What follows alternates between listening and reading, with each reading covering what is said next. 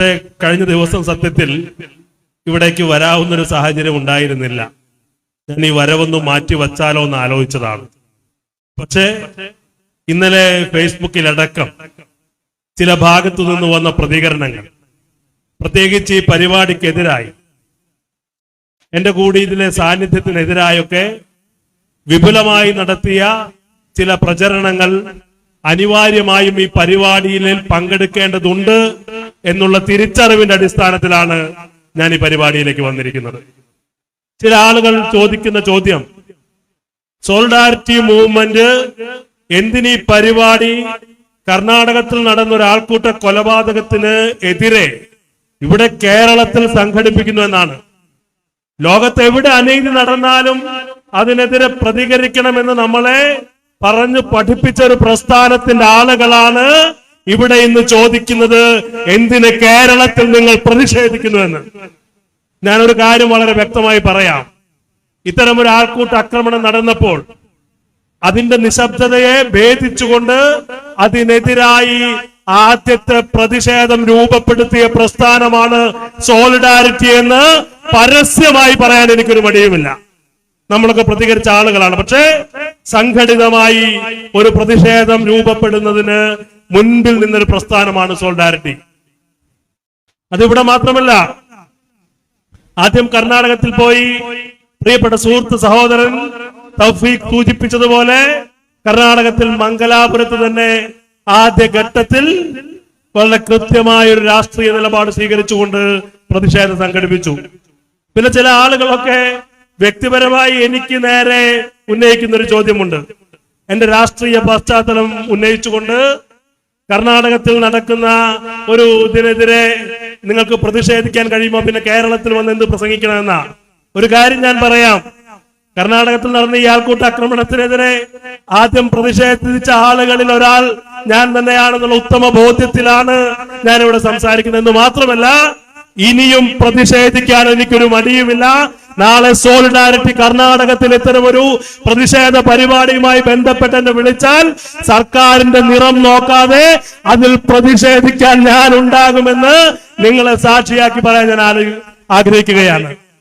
ഇതൊരു വളരെ കൃത്യമായ ഒരു ആൾക്കൂട്ട ആക്രമണം എന്ന് പറയുന്നത് കർണാടകത്തിലോ കേരളത്തിലോ നടക്കുന്നതല്ല. കേരളത്തിൽ, ഇന്ത്യയിൽ ഉടനീളം ഒരു ആൾക്കൂട്ട ആക്രമണത്തിന്റെ ഒരു മാനസികാവസ്ഥ രൂപപ്പെട്ടു വരുന്നു എന്നുള്ളതാണ് യാഥാർത്ഥ്യം. ഈ അഷ്റഫിനെ ആക്രമിച്ച ആൾക്കൂട്ടം ഒരു സുപ്രഭാതത്തിൽ പെട്ടെന്നുണ്ടായതല്ല. ഈ ആൾക്കൂട്ടത്തെ ഉൽപ്പാദിപ്പിക്കുന്ന നിരന്തരമായ സംഭവ വികാസങ്ങൾ ഈ നാട്ടിൽ നടന്നുകൊണ്ടിരിക്കുകയാണ്, കേരളത്തിൽ തന്നെ നടന്നുകൊണ്ടിരിക്കുകയാണ്. പഹൽഗാം ആക്രമണത്തിന് ശേഷമാണ് അഷ്റഫ് ആക്രമിക്കപ്പെടുന്നത്. പഹൽഗാം ആക്രമണം ഉണ്ടായപ്പോൾ നമുക്കറിയാം, ഈ രാജ്യത്തെ എല്ലാ മുസ്ലിം സംഘടനകളും, മുഖ്യധാരാ സംഘടനകൾ മുതൽ ഇവിടത്തെ പൊതുബോധം മുഖ്യധാരയല്ല എന്ന് പറയുന്ന തീവ്രവാദികൾ എന്ന് വിളിക്കുന്ന ആളുകൾ വരെ ഇവിടെ നിരുപാധികം ഈ രാഷ്ട്രത്തിന് നേരെ നിന്ന് ഈ രാജ്യത്തോടുള്ള കൂറ് പ്രഖ്യാപിച്ചു നമ്മൾ കണ്ടതാണ്. പക്ഷേ ഈ രാജ്യത്തെ സംഘപരിവാർ ഇവിടെ നിരന്തരം ഉൽപ്പാദിപ്പിച്ചത് എന്താ? ഇവിടെ പഹൽഗാമിൽ ആക്രമണം നടത്തുമ്പോൾ ഇവിടെ മുസ്ലിങ്ങളെ മുഴുവൻ സംശയത്തിന്റെ മുൾനിലയിലാക്കി മാറ്റാനുള്ള നിരന്തരമായ ആസൂത്രിതമായ പരിശ്രമങ്ങൾ സംഘപരിവാറിന്റെ ഭാഗത്തു നിന്ന് ഉണ്ടാകുന്നു. സംഘപരിവാറിന്റെ ചരിത്രം, അതിന്റെ പ്രത്യയശാസ്ത്രം, അതിന്റെ പ്രവർത്തന ശൈലി, അത് പരിശോധിക്കുന്ന ആളുകളെ സംബന്ധിച്ച് നമുക്ക് അത്ഭുതത്തിന് അവകാശമില്ല. സംഘപരിവാർ അങ്ങനെ പറയൂ. സംഘപരിവാർ അങ്ങനെ പറഞ്ഞില്ലെങ്കിൽ കാക്ക മലർന്നു പറക്കും. കാരണം അതുകൊണ്ടാണ് അവർ സംഘികളായത്. പക്ഷേ ഇവിടെ കഴിഞ്ഞ ദിവസം കേരളത്തിൽ ഉത്തരവാദിത്തപ്പെട്ട ഒരു പാർട്ടിയുടെ സംസ്ഥാന സെക്രട്ടറി പറഞ്ഞത് എന്താ? പഹൽഗാം ആക്രമണം ഉണ്ടായപ്പോൾ അതിനെ പിന്തുണച്ച പ്രസ്ഥാനമാണ് ജമാഅത്തെ ഇസ്ലാമി എന്ന് പറഞ്ഞത് സംഘപരിവാറല്ല, CPM-ന്റെ സംസ്ഥാന സെക്രട്ടറിയാണ്. ഒരു മുസ്ലിം സംഘടനയായതുകൊണ്ട് പഹൽഗാം ആക്രമണത്തിൽ രാജ്യത്തിന്റെ വിരുദ്ധ പക്ഷത്താണ് ജമാഅത്തെ ഇസ്ലാമി എന്ന് പറയുമ്പോൾ അത് ജമാഅത്തെ ഇസ്ലാമിക്കെതിരെയുള്ള കേവലമായ ആക്രമണമല്ല.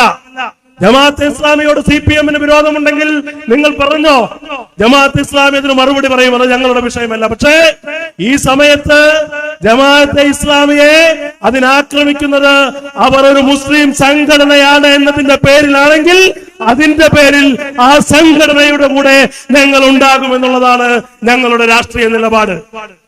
ഇവിടെ അഷ്റഫ് ആക്രമിക്കപ്പെടുന്നത് അഷ്റഫ് മുസ്ലിം ആയതുകൊണ്ടാണ്.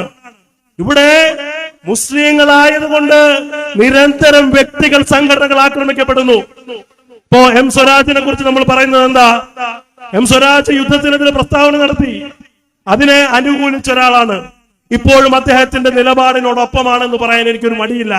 പക്ഷേ സ്വരാജിന്റെ സ്ഥാനത്ത് ഒരു മുസ്ലിം വ്യക്തി, ഒരു മുസ്ലിം സംഘടന, ജമാഅത്ത് ഇസ്ലാമിയിൽപ്പെട്ട ഒരാൾ, മുസ്ലിം ലീഗിൽപ്പെട്ട ഒരാൾ അങ്ങനെ പറഞ്ഞിരുന്നെങ്കിൽ അവർക്ക് രാജ്യദ്രോഹി പട്ടം നൽകാൻ ഈ പറയുന്ന സ്വരാജിന്റെ സംഘടനയിൽപ്പെട്ട ആളുകൾ തന്നെ മുന്നിൽ നിൽക്കുമായിരുന്നില്ലേ എന്നാണ് എനിക്ക് ചോദിക്കാനുള്ളത്. അവർ അറസ്റ്റ് ചെയ്യാൻ, അവരെ ജയിലിലടയ്ക്കാൻ ഈ സർക്കാർ ഉണ്ടാകുമായിരുന്നില്ല എന്നുള്ളതാണ് ചോദ്യം. അപ്പോൾ നിരന്തരമായി സംഘടനകളെ, വ്യക്തികളെ ഇവിടെ പാകിസ്ഥാൻ അനുകൂലമാണെന്ന് പറയുന്ന ഒരു ആൾക്കൂട്ട മനസ്ഥിതി ഈ രാജ്യത്ത് ഉത്പാദിപ്പിക്കപ്പെട്ടു. അത് കർണാടകത്തിൽ മാത്രമല്ല, ഇന്ത്യയിലുടനീളം, ഇവിടെ കേരളത്തിലും മലപ്പുറത്തും ഉത്പാദിപ്പിക്കപ്പെടുന്ന അപകടകരമായ ഒരു മാനസികാവസ്ഥയാണ്. അഷ്റഫിനെതിരെ അതിക്രമം നടക്കുമ്പോ നമ്മൾ പറയുന്നത് അഷ്റഫിന് മാനസികാസ്വാസ്ഥ്യമുണ്ട് എന്ന. സത്യത്തിൽ അഷ്റഫിനാണ് മാനസികാസ്വാസ്ഥ്യം. ഒരു മനുഷ്യനെ കുടിവെള്ളം ചോദിച്ചതിന്റെ പേരിൽ, നേരത്തെ എന്റെ പ്രിയപ്പെട്ട സുഹൃത്ത് സംസാരിച്ചതുപോലെ, കുമാരനാശാന്റെ ഒരു കവിതയുണ്ട്, ജാതി ചോദിക്കുന്നില്ല സഹോദരി, ചോദിക്കുന്നു നീർ നാവു വരണ്ടോ എന്ന് പറഞ്ഞ് ചോദിക്കുന്നത് പോലെ കുടിവെള്ളം ചോദിച്ചതിന്റെ പേരിൽ ഒരു മനുഷ്യനെ മതം പറഞ്ഞ് ആക്രമിക്കുകയാണ്.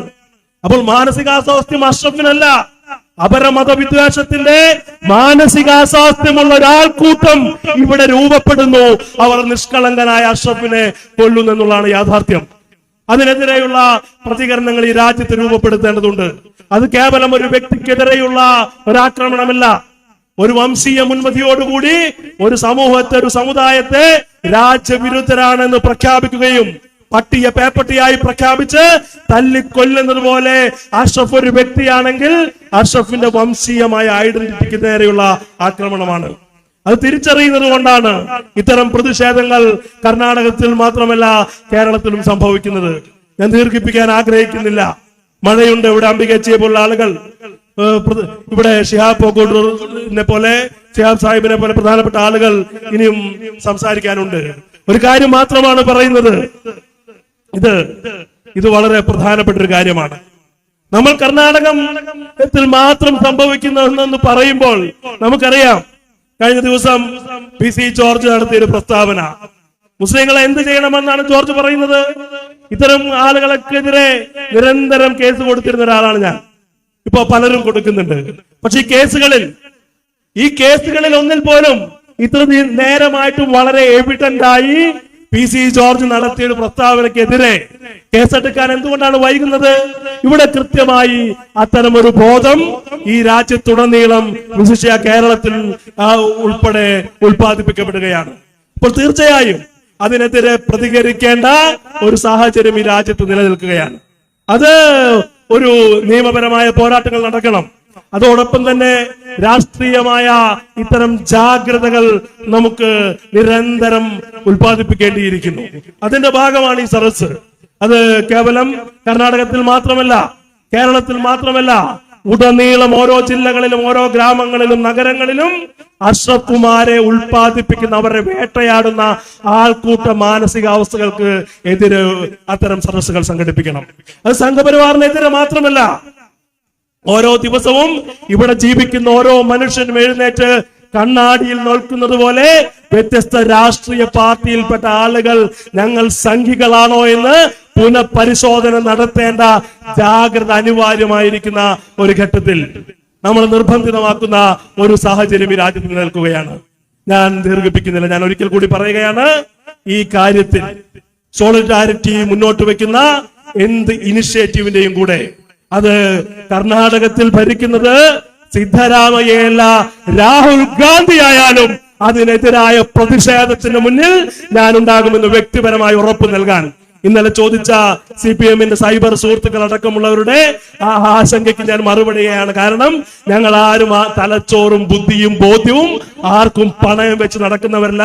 ഇവിടെ UDF ഗവൺമെന്റ് ഭരിക്കുന്ന കാലത്തും ഇത്തരം പ്രശ്നങ്ങൾ ഉണ്ടായപ്പോൾ അതിനെതിരെ പ്രതികരിച്ച ആളാണ്.